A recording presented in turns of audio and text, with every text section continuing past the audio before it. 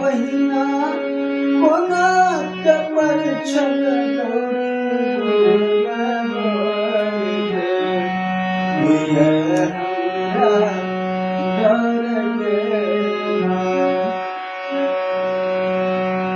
बढ़ते चारों धोती एकता बांधल चला बढ़ते चारों धोती एकता बांधल चला ये बहिना बांधल चला ये बहिना सौसे देना सब